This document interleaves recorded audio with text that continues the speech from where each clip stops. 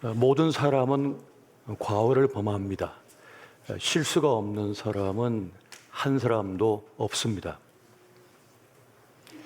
그런데 문제는 그 지난 과거의 일 때문에 오늘을 힘겨워하고 미래가 어두워지는 것입니다. 그 일 때문에 영원히 자신을 비난한다면 그럼 평생을 고통 속에 살아가게 될 것입니다. 그래서 우리는 과거와 화해하고 앞으로 나아갈 용기를 가지고 달려갈 수 있어야 하겠습니다. 우리가 지난 과거에 실수가 있었고 또 실패를 경험했고 여러 가지 어려움이 있었던 것은 미숙했기 때문입니다. 어렵기 때문이고 순진했기 때문일 수도 있습니다. 또 어쩌면 진심이었기 때문인지도 모르겠습니다. 농숙했다면, 노련했다면, 또 어른스러웠다면 그런 실수를 범하지 않았겠죠. 당시에는 그것이 최선이라고 여겼기 때문에 그런 결정을 했고 결과적으로 어려움이 찾아왔습니다. 그래서 우리는 때로 힘겨운 때를 지혜롭게 해석을 하고 앞으로 나아가는 그런 지혜를, 믿음을 발휘할 수 있어야 하겠습니다. 그렇게 과거로부터 배우고 과거에 너무 연연하지 않는 마음 자세를 가져야만 합니다. 지나간 일은 지나간 대로 나름의 의미가 있기 때문인 것입니다. 하지만 우리는 잘못된 채로 그대로 머물러 있고자 해서는 안 될 것입니다. 그런 말을 들을 때가 있습니다. 지금 그대로도 좋아. 충분히 괜찮아. 지금 그대로가 완벽해. 그런 말로 우리는 위로를 받고 위안을 받을 때가 있습니다. 하지만 이 말이 모든 사람에게 적용될 수 있을까요?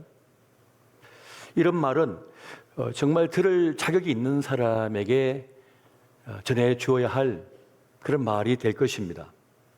지금 완벽하지 않은데, 충분하지 않은데 완벽하다고, 충분하다고 해서는 안 된다는 것입니다. 지금 위험한 자리에 서 있는데 괜찮다고 해서는 안 되기 때문에 그러한 것입니다. 사실 사람은 누구나 완벽하지 않죠. 모두가 부족합니다. 공부를 잘한다고 해서 또 잘했다고 해서 모든 방면에서 탁월한 것은 아닙니다. 공부가 전부가 아니기 때문에 그러한 것입니다. 그런데 어떤 이들은 공부가 전부인 것처럼 생각해서 다른 부분에서 큰 어려움을 당하는 경우가 있습니다. 또 어떤 이들은 돈을 전부로 여기다가 가정이 깨어지고 자녀 관계가 소원해지는 일을 만나는 경우도 우리가 종종 봅니다. 그러므로 전부가 아닌 것은 전부라고 말을 해서는 안 된다는 겁니다. 그건 일부일 뿐이라고 분명하게 얘기해 줘야 되는 것입니다. 하나님께서는 야곱에게 괜찮지 않다고 말씀을 하십니다. 충분하지 않다고 말씀하십니다. 사람들은 말합니다. 너는 부자가 됐어. 너는 성공했어. 빈털터리로 왔던 너가 아내 둘을 얻고 그 많은 자식을 얻었고 그리고 이렇게 거부가 됐어. 그럼 충분해라고 말을 하지만 하나님께서는 야곱에게 괜찮지 않다고 말씀을 합니다. 위험하다고 말씀합니다. 떠나라고 말씀을 합니다. 이제 고향 땅, 아버지 집으로 돌아가면 평안할 것이다. 나의 은혜가 너에게 있을 것이다 라고 말씀합니다. 하지만 그 과정 속에서 그 라반의 집을 떠나는 것은 위험했습니다. 또 형 에서와의 만남도 불편했습니다. 위험할 수 있습니다. 그런데도 불구하고 하나님께서는 그 어려운 길을 가라고 말씀합니다. 그 어둠의 터널을 그 위험한 강을 건너야 된다고 말씀하는 겁니다. 야곱의 인생이기 때문에 야곱은 오롯이 자신이 감당해야 될 몫을 감당하고자 합니다. 여러분, 그렇습니다.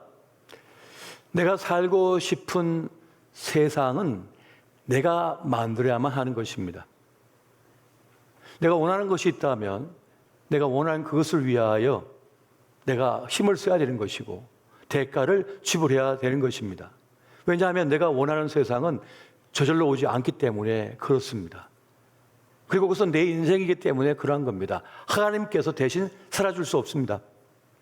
부모가 자식의 삶을 대신 살아줄 수 없는 거예요. 그렇기 때문에 오롯이 자신의 몫의 삶은 자기가 감당해야 되는 것입니다. 내 인생의 텃밭을 내가 가꾸고 내가 땀 흘리고 내가 수고해야만 보람이 있고 가치가 있고 의미가 있게 되는 것입니다. 내 인생의 텃밭을 가꾸다 보면 어려움이 있죠. 쉽지가 않습니다. 황무지를 개간하려 하면 바위덩어리, 돌덩어리를 다 걷어내야 됩니다. 그리고 잡초를 뽑아야 되고요. 그리고 갈아엎어야 됩니다. 그름을 뿌려야 되고, 그래서 좋은 토양을 만들어야 됩니다. 물을 대줘야 되고, 그리고 내가 원하는 종자 씨앗을 심어야 됩니다. 그걸 가꾸죠. 그래야 가을에 큰 수확을, 내가 원하는 열매를 거둘 수가 있게 되어지는 것입니다. 그래서 어떤 문제는 그냥 지나쳐도 되지만 어떤 문제는 그냥 내버려서는 안 됩니다. 그것을 고치고자 하고 새롭게 해야 하고 그걸 다듬어야 되는 것입니다. 그러나 한 부분만 갖고는 전체를 다 감당할 수 없습니다. 우리는 지혜로워야만 하는 것입니다. 어떤 분이 우리나라 대기업 총수들의 수명을 연구했다고 합니다. 평균 70세였답니다. 돈만 갖고는 안 된다는 것을 말하는 것입니다. 돈만 있으면 모든 게 다 된다고 생각했던 거죠. 그런데 쉽지가 않은 거예요. 정말 노력하고 애쓰고 돌봐야만 자기 건강도 지키고 가정도 지키고 자기 삶의 인생을 지킬 수가 있는 것입니다. 자기 삶을 돌아볼 성찰의 시간조차 갖지 못한 채 무엇인가에 쫓기듯 살아가는 인생은 안타깝습니다. 때로는 멈춰서서 자기의 방향이, 자기 삶이 제대로인가를 살필 수가 있어야 됩니다. 그리고 마땅한 길을 향해 나아가야죠. 그래서 하나님께서는 야곱에게 찾아오셔서 너 괜찮지 않아? 너 계속 이곳에 있으면 안 돼. 떠나라 라고 말씀하신 것입니다. 그리고 감당해야 될 몫이 있다면 너의 인생을 위하여 감당하라고 말씀합니다. 그것이 무엇이었습니까? 하나님의 비전을 따라 나가는 것이었고 그 나가는 과정 속에서 맞닥뜨려야 될 지난 과오, 지난 과거의 상처, 아픔, 문제들을 만나서 화해를 이루고 용서를 이루고 해결을 봐야 된다는 것입니다. 때로는 여러분 절망의 자리처럼 보이는 것이 희망의 자리가 될 수 있습니다. 하갈은 이스마엘과 함께 집에서 쫓겨났습니다. 물주머니 하나와 며칠 먹지도 못할 양식을 손에 받아들고 나왔습니다. 죽음의 땅이에요.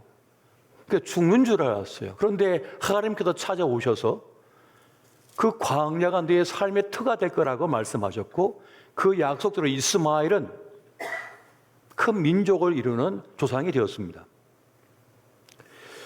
악을 골짜기라 할지라도 소망의 문으로 만드시는 분이 하나님이심을 믿으시기 바랍니다.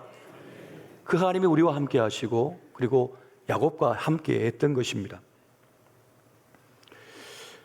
자기에게 주어진 운명에 저항하여 내 몫의 삶을 제대로 살아내겠다 하며 용기를 내는 그에게 하나님께서는 놀라운 축복과 은혜를 부어주셨던 것입니다.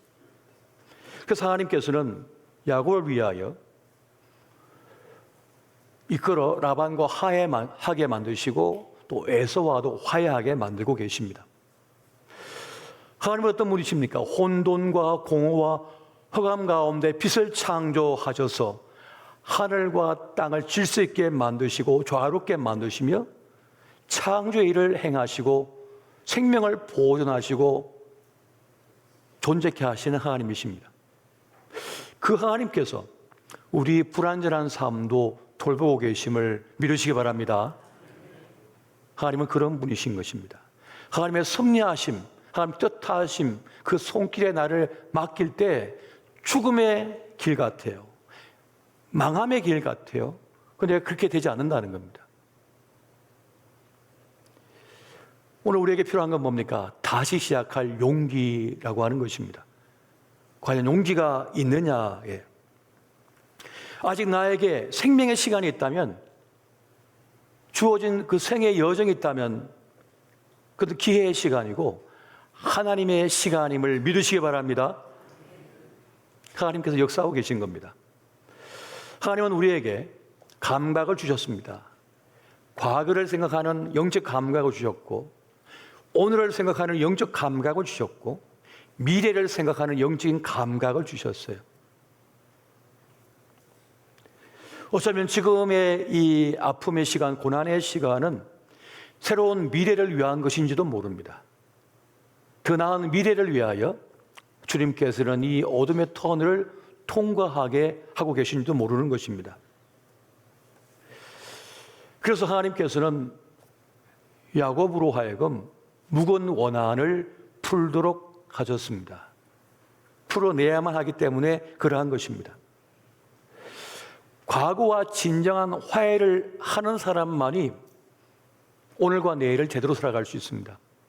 그렇게 주님께서는 야곱을 마땅한 길로, 과거와 화해하는 길로 지금 이끌고 계신 것입니다. 먼저 여러분, 우리는 자기 자신과 화해할 용기를 가져야만 합니다. 자기 자신을 용서할 수 있어야만 합니다. 제가 오랜 세월 동안 청년들과 함께 지내면서 15년간 일주일에 이틀을 꼬박 상담을 했습니다. 15년 동안 일주일 중에 이틀을 오전 오후까지 꼬박 상담을 했으면 얼마나 많이 했을까요? 20살부터 딱 30살까지의 청년들, 그리고 그 외에도 남성 여성 대상으로 많은 상담을 했는데, 만나본 결과 젊은 청년들도 그 10대 시절, 유년 시절의 상처와 아픔으로 인하여 오늘을 제대로 살지 못하는 것을 많이 만나게 됐습니다. 듣게 됐습니다. 그냥 제3자가 볼 때는 큰 문제가 아니고 그냥 지나갈 수 있는 건데 본인은 못 지나가는 거죠. 본인은 극복하지 못하는 문제가 있었던 겁니다. 근데 그 가운데 하나가 뭐냐면 자신을 용서하지 못해요. 자신을 용납하지 못하는 거예요. 자신을 봐주지 못하는 거예요. 딴 사람은 봐주는데 자기 자신을 봐주지 못하는 거예요. 그렇게밖에 하지 못한 나를 용서하지 못하는 겁니다. 그런 안타까움이 있었어요. 세상은요, 자꾸만 과거의 상처에 집중하게 만듭니다. 어느 학교 나왔어요? 어디 출신이에요? 지금도 많은 공인들은 지난 과거의 흔적들 때문에 발목을 잡혀서 나에게 한번 펴보지 못한 일을 만난 일이 많습니다.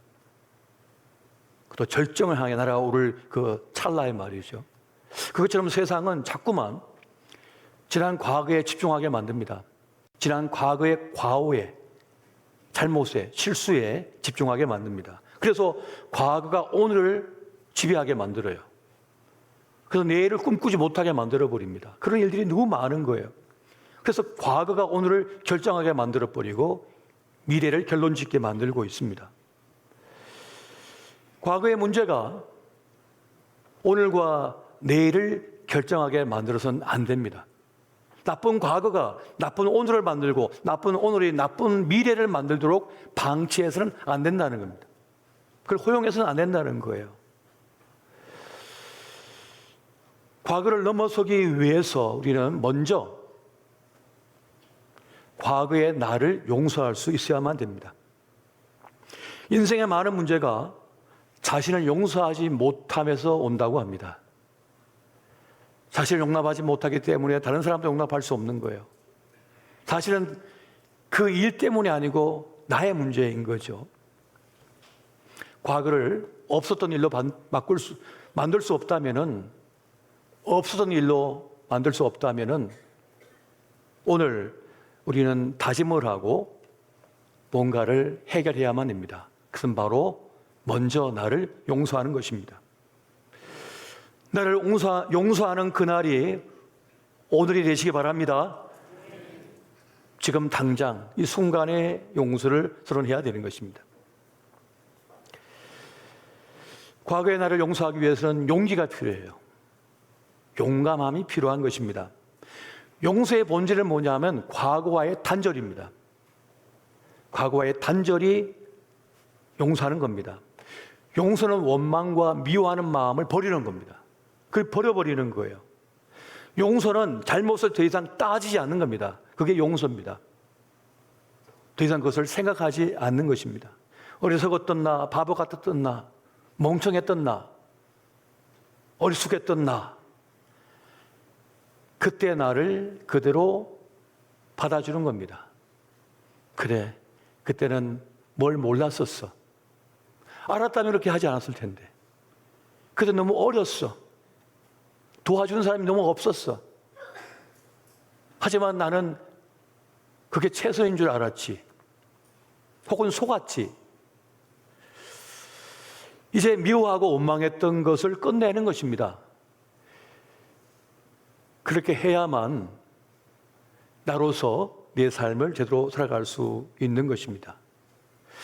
그렇게 하나님을 믿고 나를 주님께 전적으로 맡겨드리는 용기가 필요한 것입니다. 우리가 가져야 될 믿음은 뭡니까? 나를 주님께 온전히 맡겨드리는 거예요. 하나님께서는 그렇게 우리를 맡겨드릴 때 악이라도 선으로 바꾸시는 역사를 행하시는 겁니다.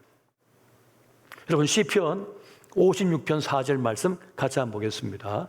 자, 시작. 내가 하나님을 의지하고 그 말씀을 찬송하옵시다. 내가 하나님을 의지하였은즉 두려워하지 아니하리니 혈육을 가진 사람이 내게 어찌하리까. 아멘. 주님께서 야곱을 보호하고 계셨습니다. 지키고 계셨습니다. 함께하고 계셨습니다. 죽여가는 라반에게 찾아가셔서 선악간에 따지지 마라, 라반에게 명령하셔요.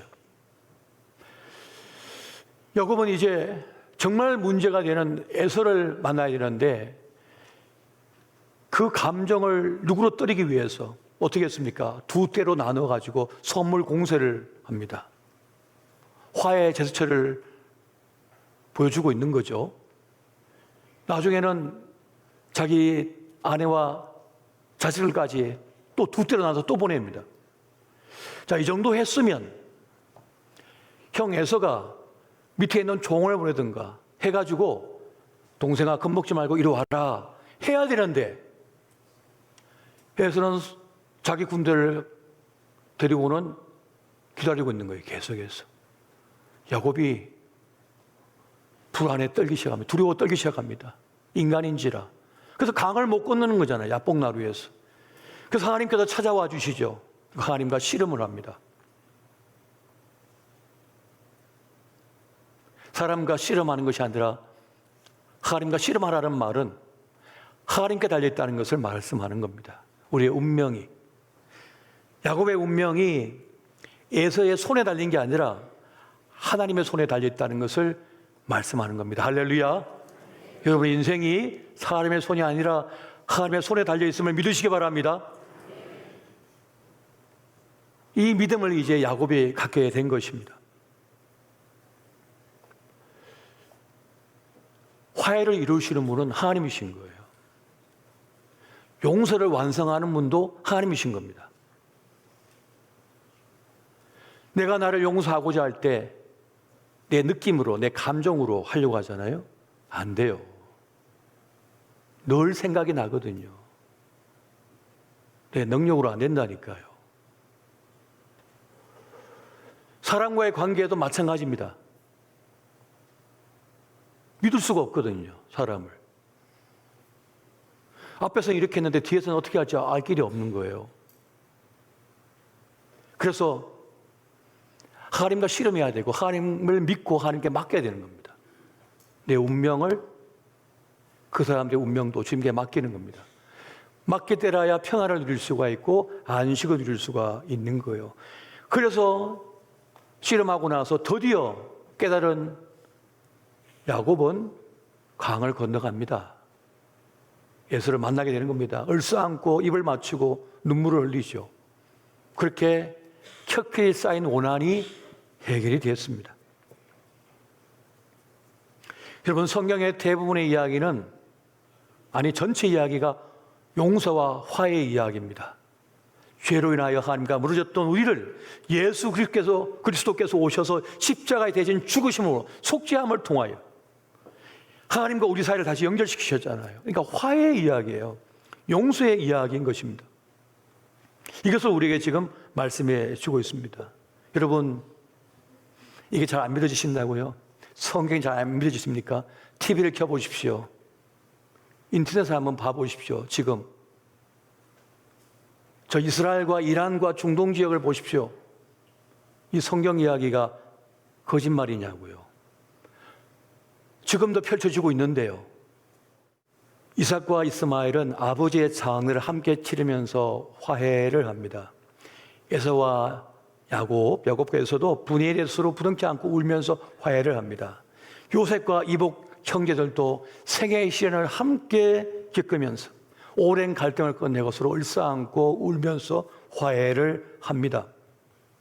화해는 예수님의 가르침 중에서 가장 중요한 것 중에 하나였습니다. 그리스도는 우리의 평화이신지라라고 에베소서에는 말씀하고 있는 것을 우리가 봅니다. 원수된 것을 십자가로 소멸하시고 이 둘을 한 몸으로 만드셔서 하나님과 화해시키셨다라고 말씀합니다. 화해는 하나님께서 이루시는 것입니다. 하나님께서 하시는 겁니다. 그래서 우리는 하나님 앞에 맡기고 살아야 됩니다. 여러분, 몇 마디 말로요 사람을 움직일 수 있다고 생각하십니까? 몇 마디 거짓말로 사람을 조종할 수 있다고 생각하십니까? 그러다가 화를 당합니다. 저는 무엇한 진심을 담고자 합니다. 거짓말은요 금방 들통나요. 소용이 없습니다. 도리어 더 엉켜요, 실타래가. 그냥 단순하게 사십시오. 복잡하게 사시면 인생이 꼬입니다. 진심을 담고 사시면 되는 거예요. 그 너머는 하나님의 몫입니다. 하나님께서 하시는 거예요. 네가 제단에 제물을 드리려고 하다가 네 형제나 자매에게 어떤 원한을 품고 있다고 하는 것이 생각이 나거든 그 제물을 제단 앞에 두고 가서 그를 풀고 와서 드리라라고 말씀해 주고 있습니다. 용서의 칼로 잘라내고 정리하고 주님 앞에 서셔야 되는 거예요. 이게 매우 중요한 것입니다. 극단으로 치닫고 있는 때에 화해를 말하는 것은 쉬운 것이 아닙니다. 하지만 그럼에도 불구하고 우리는 화해의 길을 모색해야만 합니다. 저 우크라이나와 러시아의 화해를 모색해야 됩니다. 지금 이스라엘과 이란, 저 팔레스틴 그 관계에서 화해를 모색해야만 됩니다. 인생을 죽이는 것만을 위해 살 겁니까? 그동안 공부한 거, 그동안 모은 재산을 다 누군가를 없애는 데 다 쓰고자 합니까? 불행이죠, 결국은. 불행입니다. 예수님을 따르는 우리는 평화의 길을 모색해야 되고 그것이 그리스도 예수의 사람의 본질적인 모습이 됩니다. 말씀을 정리합니다. 여러분 자신을 용서하시기 바랍니다. 다른 이를 용서하시기 바랍니다. 그리고 어디에 처하든 여러분 서 있는 자리에서 평화를 모색하십시오. 평화의 사도로 살아가고자 힘써 주십시오.